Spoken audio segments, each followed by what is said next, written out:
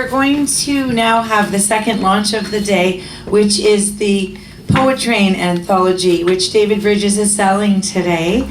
And we have quite a few Poetrainers that were on the wonderful trip across Canada.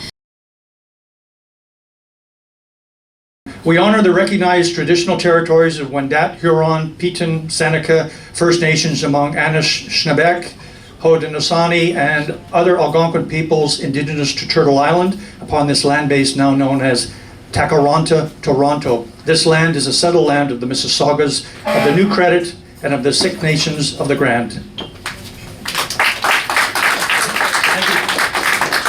Thank you. The tradition of the Poetrain, which started going to Cobalt and now has gone across Canada, is to hand the talking feather. So I will pass it to David, and then he will pass it to each Poetrain poet.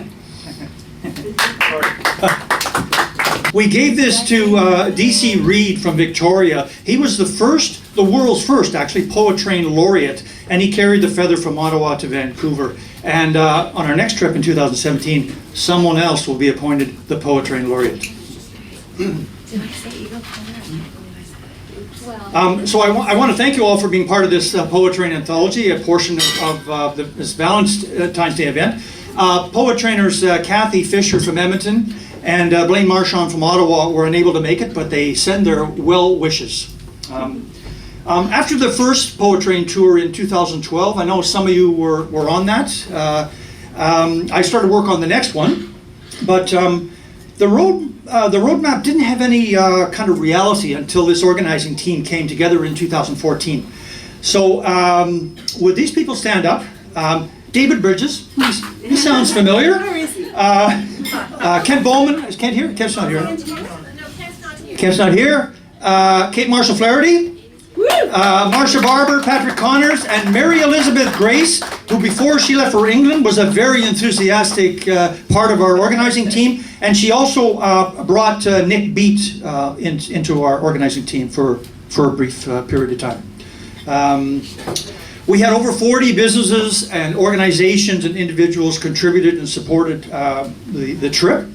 But today I want to acknowledge the TOPS members who helped make the Great Canadian Poetrain a inspirational success.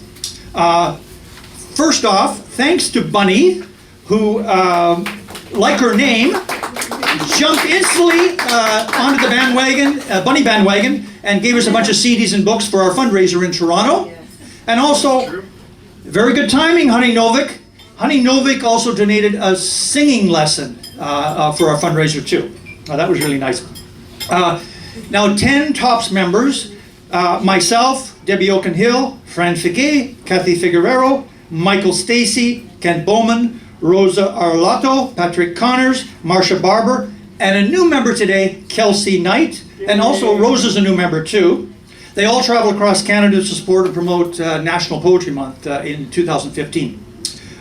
So there was a grand coalition of 22 poets and musicians and train lovers, and we co-created a key literary events in Ottawa, Toronto, Winnipeg, Edmonton, and Vancouver, on and off the train.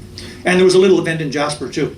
So the anthology poems you're about to hear are the combined traveling treasures of an historic poetry tour that documented and detailed a shared poetic journey.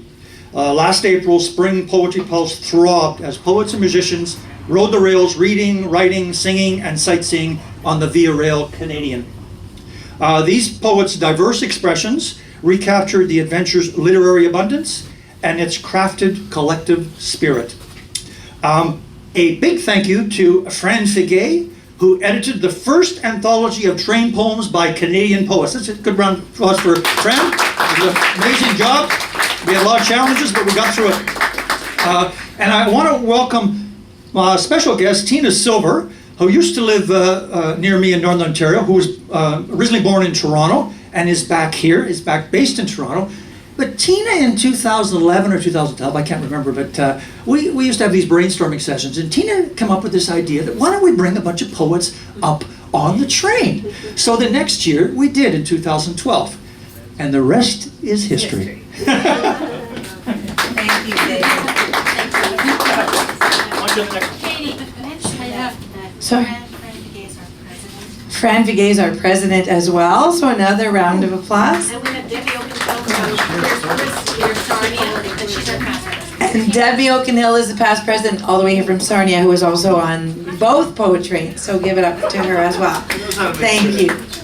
So I think in the interest of time, George Eliot Clark had written a letter. I'm just going to mention it. It was beautiful, and there was a beautiful introduction. If you'd like to buy it, Mary Elizabeth Grace wrote a beautiful quote on the back that if you will buy it, you'll be able to see it. So we also want to say that we dedicated the anthology to Nick Beat, who died unfortunately the year that we were planning the Poet Train, right after completing his CD. There was a beautiful posthumous book launch, and there's one copy of the book I just gave to David. So I'm going to start right from the very beginning with the first poet in the anthology, which is Marcia Barber. I think we're going to just skip that so we get to poetry.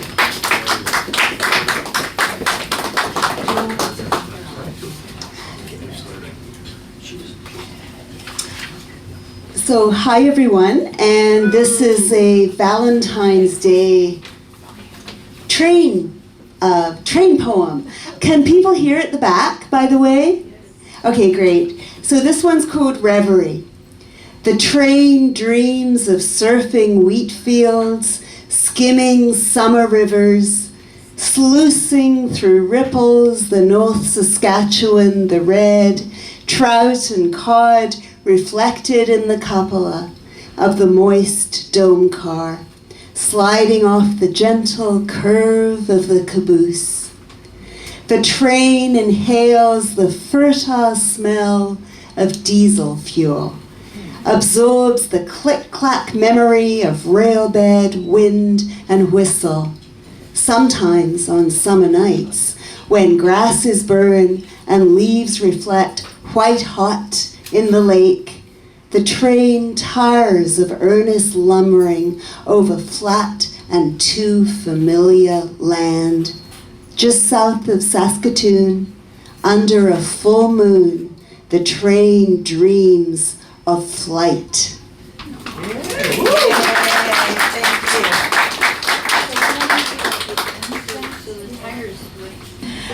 Next we will have Michael Stacy read. Is he here? Where are you? Come on up.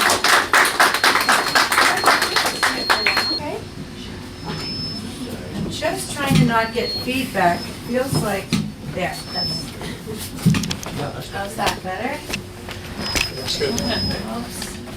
Okay, thank you very much. So this poem I wrote first on the way to Winnipeg. So the first part of the train trip actually didn't go by train because there'd been a derailment. So we flew from Toronto to Winnipeg, and has a train connection. It's about my grandmother who died at 98,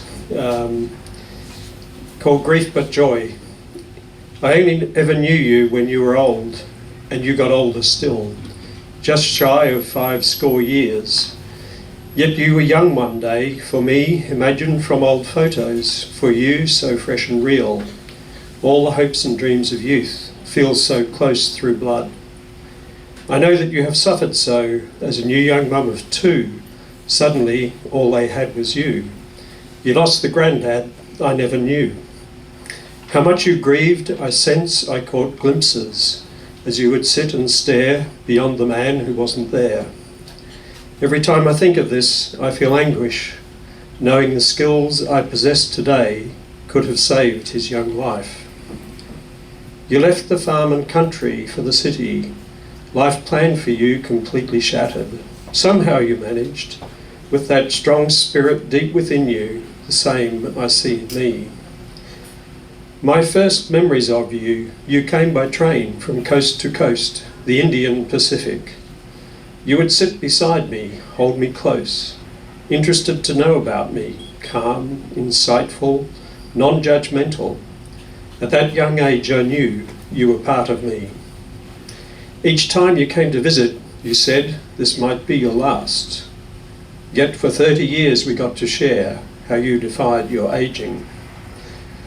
The last time we met, I went to visit you. This time you knew would be our last. At a train station, we said goodbye.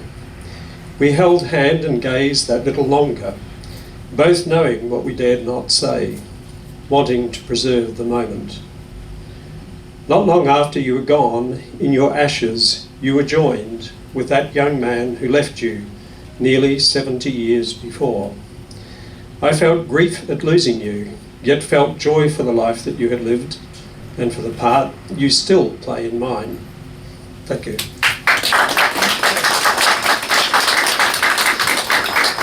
Thank you, Michael. And next is past president. Oh, my goodness. Forgive me. I forgot. Forgive me. This is so important. So next is past president Debbie Oakenhill, and I will pass the talking feather. So much to think about.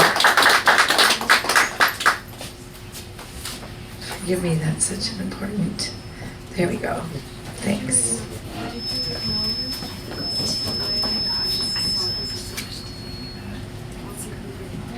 If David plans another train trip, you really should go. It's an experience of a lifetime. So start saving your money. David does a lot of work in getting fundraising, and because of the group rate, it starts to make it really affordable. This is my contribution for the train anthology. It's called Train Station, and it was inspired. It's not a true story, but it's just inspired by train travel and different experiences. It's called Train Station. Standing alone near wooden post, ostracized from adult crowd. Young male teen fidgets, kicks a pebble outside rural train station. Loose gravel crunching beneath his feet. Hot sun searing his cheeks. Quick snap, pop, click of teeth. His tongue twirling, juicy piece of bubblegum, grape flavor released, ball cap turned backwards, skateboard shoes untied. In this afternoon game of waiting, he loses valuable playtime, like rolling childhood marbles on his stepfather's whittle-wasting hours, wood-chipped seconds suspended. Locomotion smooth. Each yellow dandelion turning gray between thin cracks, slight breeze unraveling unnourished seeds of his mind. Wandering, blown away when no one picks him up, leaves him feeling small, reminiscent of his days, hiding as an abused toddler, curled beneath a bench, coiled, thick wad, stale, like his gum stuck with no place to go.